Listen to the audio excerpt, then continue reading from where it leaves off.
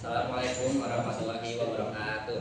Waalaikumsalam warahmatullahi wabarakatuh. Berdirinya saya di sini, saya akan mempresentasikan hasil resensi buku novel fiksi saya buku novel fiksi yang telah saya baca kemarin. Jadi di sini ada 7 bagian yang akan saya sampaikan, plus 1 dokumentasi. Jadi buku yang saya baca itu judulnya Selamat Datang di Toko Buku Yunam Dong. Buku ini terdiri dari 400 halaman. Tahun terbitnya itu 2024 dan diterbitkan oleh PT Gramedia Widya Sarana Indonesia. Nah, harga ini tertera di bukunya tuh Rp129.000. Nah, penulis ini buku ini ditulis oleh seorang wanita asal Korea Selatan bernama Wang Borem. Wang Borem ini sebelumnya menempuh studi ilmu komputer dan bekerja di LG Electronics. Tapi tidak lama setelah itu ia memutuskan untuk keluar dari perusahaan tersebut dan memutuskan untuk menulis buku ini. Sebelum menulis buku ini, dia telah menulis 3 esai dan buku ini menjadi buku pertama yang dia tulis dan dia langsung mendapatkan sekitar 300.000 lebih kalau tidak salah penjualan di Korea Selatan pada waktu itu. Jadi saya menulis buku ini menceritakan tentang wanita bernama Yongju. Dia adalah seorang pembaca buku ya, pencinta buku lah. Dan dari sejak kecil itu dia sering membaca buku, tetapi dia sering tidak diperbolehkan oleh ayahnya waktu itu karena dia tuh terlalu sering membaca buku.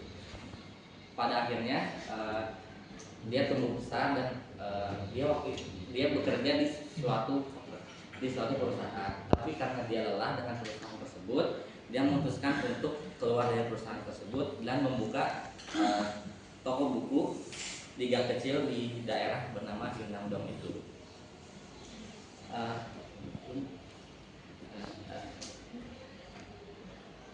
Pada awal pembukaan toko bukunya, Yongju ini masih tampak murung dan sedih. Saking sepinya, jadi dia tuh kerjaannya hanya membaca buku dia gitu di tokonya itu. Tapi seiring berjalannya waktu, toko ini makin lama makin berkembang dan menjadi tempat pertemuan bagi berbagai orang dengan latar berbeda. Karena berkembang pesat, maka si Yongju ini memutuskan untuk merekrut seorang barista bernama Min Jun.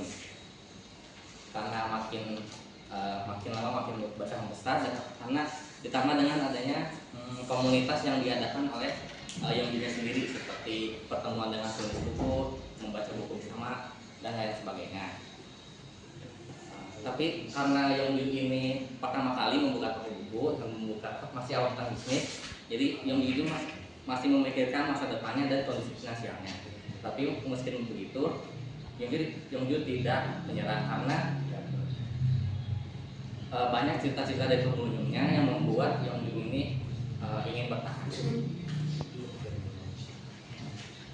Kelebihan yang saya temukan dari buku ini itu ada 3. Yang satu, judul dan sampulnya menarik.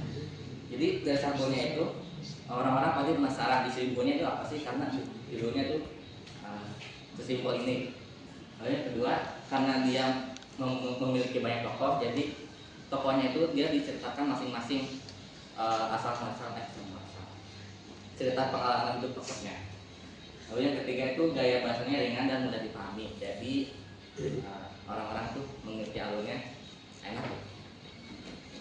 Nah, tapi kekurangannya ada 2. Yang satu, kan tadi ada banyak tokoh, jadi tapi tidak semua tokoh itu diciptakan. Jadi dia terlalu banyak tokoh di luar tokoh utama yang membuat orang-orang itu mungkin lupa itu tentang tokoh utamanya. Lalu yang kedua, walaupun tadi gaya bahasanya ringan, tapi dia tidak dipungkiri masih banyak menggunakan majas yang mungkin untuk beberapa orang ini tuh sulit dipahami. Lalu kutipan favorit saya tuh membaca buku dalam mencerahkan mata untuk melihat dunia. Dengan mata yang cerah kita memahami dunia dengan lebih baik. Ketika memahami dunia kita akan menjadi lebih kuat. Jadi semakin sering kita membaca buku, kita tuh akan tahu sudut pandang dunia tuh yang dari sudut pandang yang berbeda. Jadi untuk siapa buku ini saya rekomendasikan kepada Anda yang mencari novel tentang kehidupan sehari-hari dan perjuangan menggapai harapan. Ini dokumentasi saya.